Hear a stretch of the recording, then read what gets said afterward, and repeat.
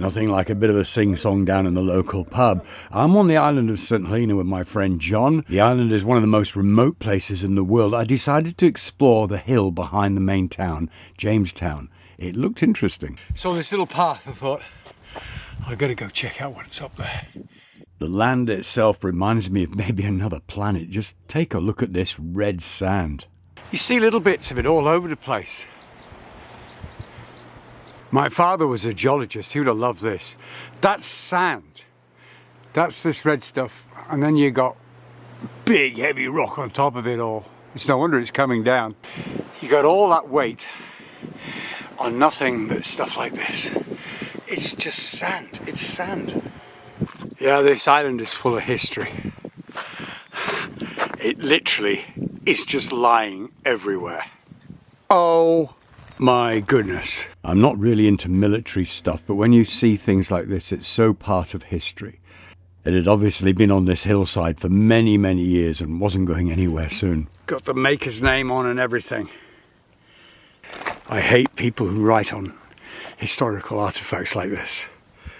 Just, they're a waste of space. I noted that it actually had a rifled barrel, probably an early version of that. Not sure that gun would have been the one that was in here, but here you can still see the original shell hoist. It's in there, look. Oh.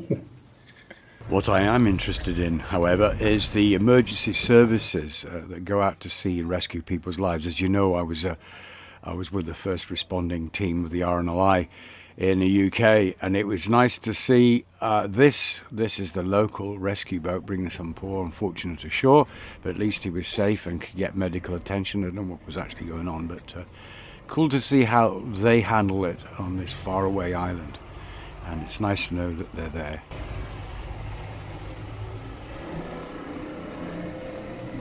That's how they do it in St Helena. The next day the weather was really bad, very, very wet, so it'd be nice to do something inside. So John and I went up to the governor's mansion.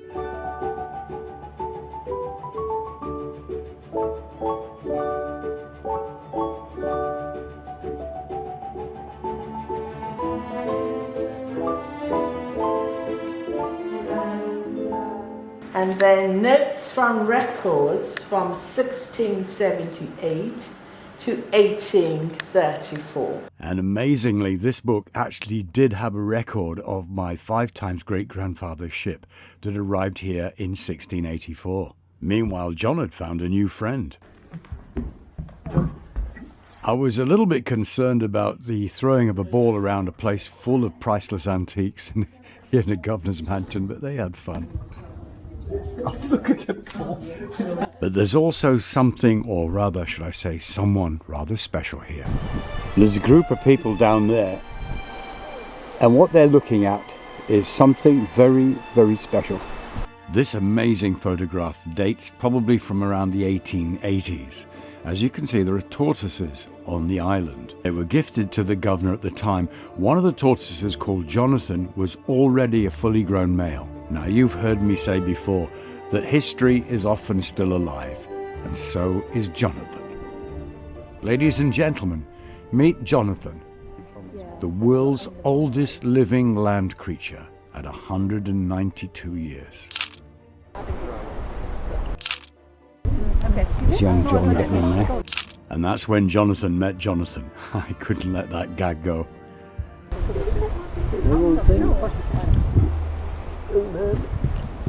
Hello.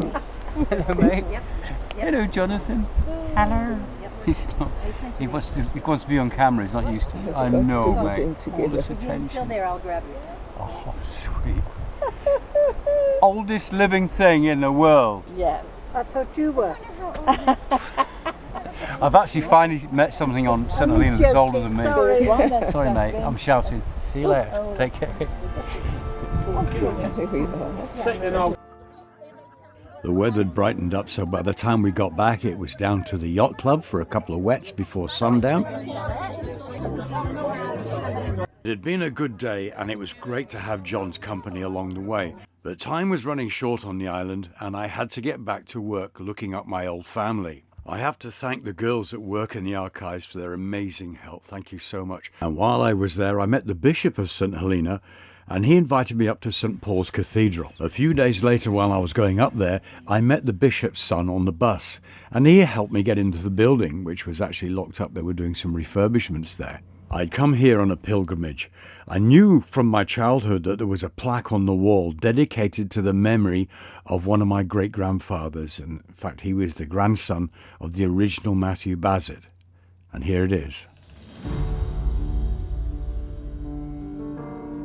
It's real dark in here.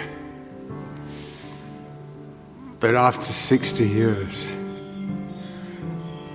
I found this is my 5 times great-grandfather. Been waiting to see this in person for a long, long time.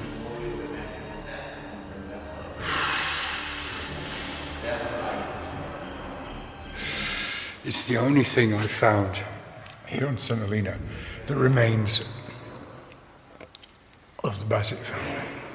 It's this one thing. They were here for a couple hundred years. And this is all that remains. Sad. Oh, and me.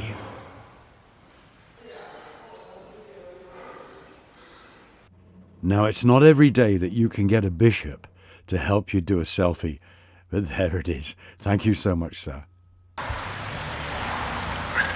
So I've just been talking to the Reverend. He came down especially to see me. I saw him in the archives the other day. And his son said, hey, there's a Bassett come down here to see his great-grandfather. So he came down. As I said, I'd spoken to him, so he knew who I was. Brilliant. See you, Matthew. I had a look around the graveyard, and there was this one stone with the name Bassett on, but it was used as a middle name and wasn't a family member. Apart from that, there was no other trace of the family. I thought I'd found something here, but no. So it was time to go home. Now, I had to let the dead rest because I had some living to do. I was just in the cockpit doing a lot of work, get ready for sea, and the ferry boat called across. It's gone now, but there was a whale shark swimming out there. I could just see his back, and that was it. I've never seen one before. Been a dream. He's over there with those guys, look. Out and about exploring this morning. There's some gorgeous little places just hidden away.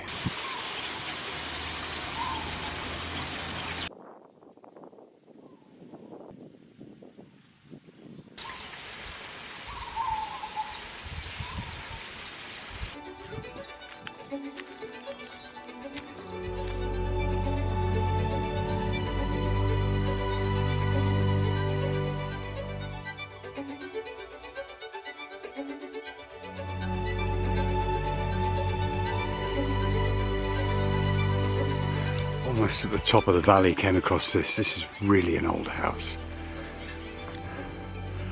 That sounds nice.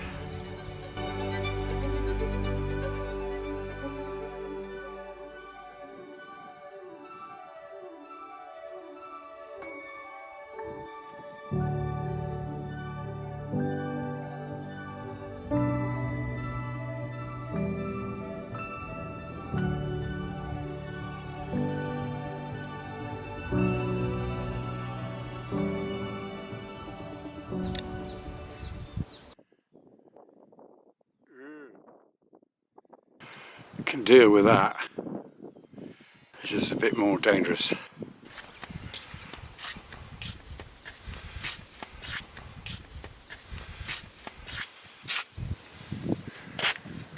Steps. I hate steps. I guess I have to come up these on the way back. Yeah, we're getting off the beaten track quite a bit here.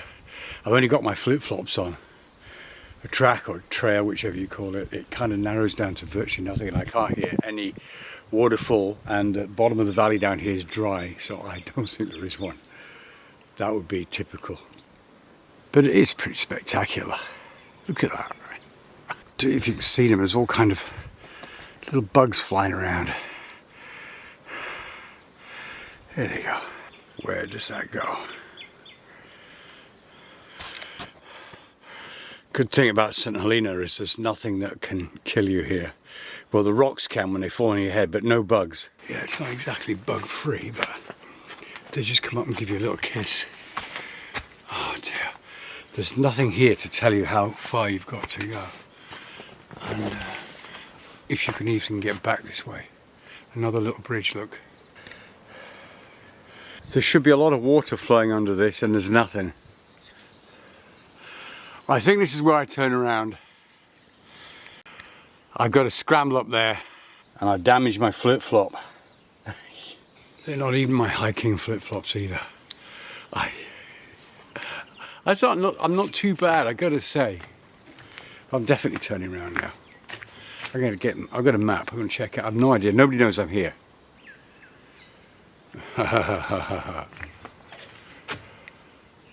I got that feeling in my stomach that I have at sea sometimes, so I'm thinking, Barry, you've got to be very careful, because if something goes wrong now, here, there's nobody to help you.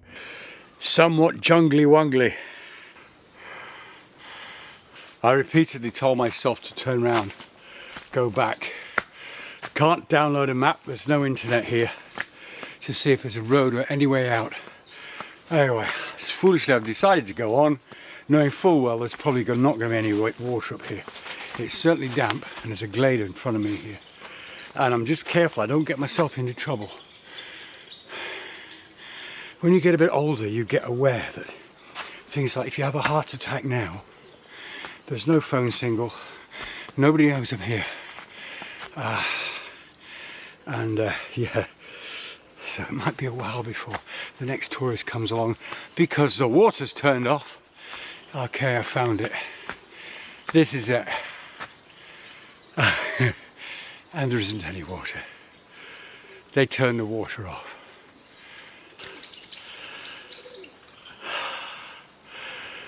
They don't tell you in the tourist stuff. Sometimes we turn the water off. This is supposed to be an immense heart-shaped waterfall, they call it. It's just a big rock. A wet rock though. This is what I call an accidental hike.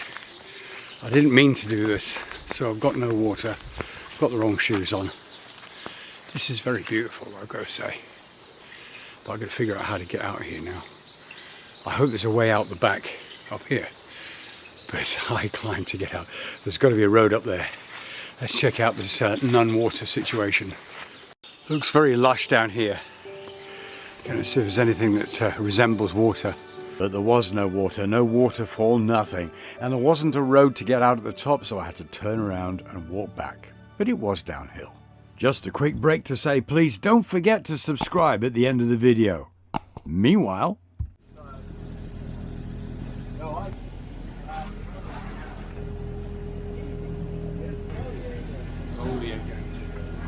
Because Colin is going to be the star now. What's where you're going, mate? Oh, okay.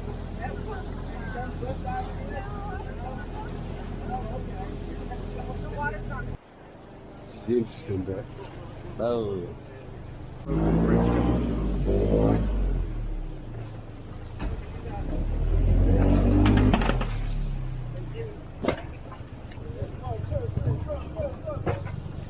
Thank you very much.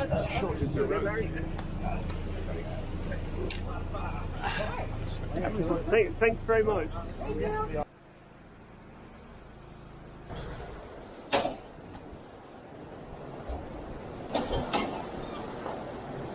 When you lead a nomadic life, you do things differently.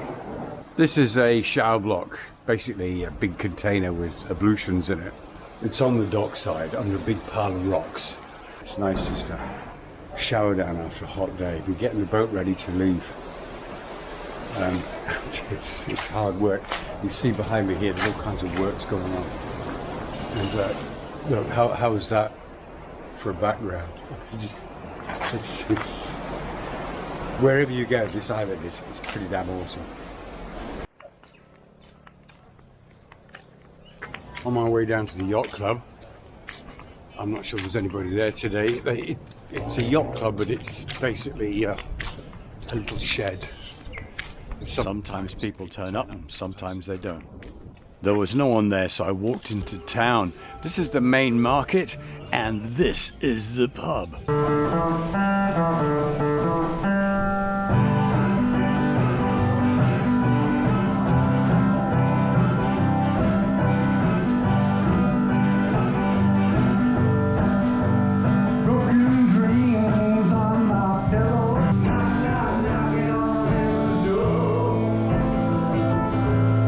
And after this video is finished, please check out Seadog Perrins. That's my other channel where I have my music content.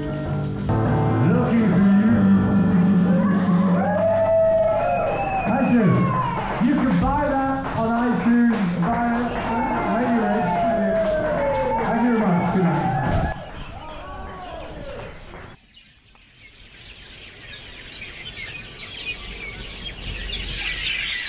I'm here in this playground, ex-playground. It's not used for anything anymore because it was a grave site,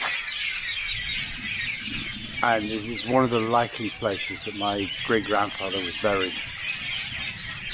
I couldn't prove it, but the building behind me could well have been owned by a family member 300 years ago. A mystical, spiritual place, I think. And the bird song here is not added on. That's exactly how it sounded on the night. Oh my God. Magic. Alcoholics. Last call. Yeah. Last call for alcoholics. Trip going home. Now they're paying attention. As soon as the camera comes out, they're like, hey. To those of us about to die. I mean, no.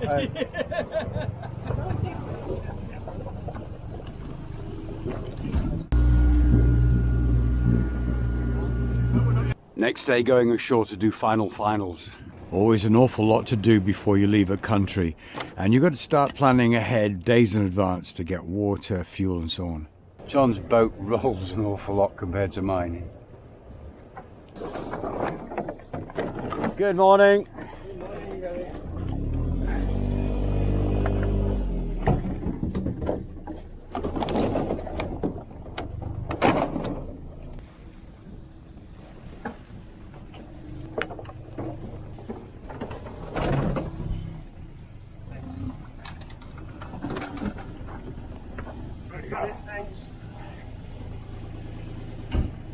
Good morning, John. Morning.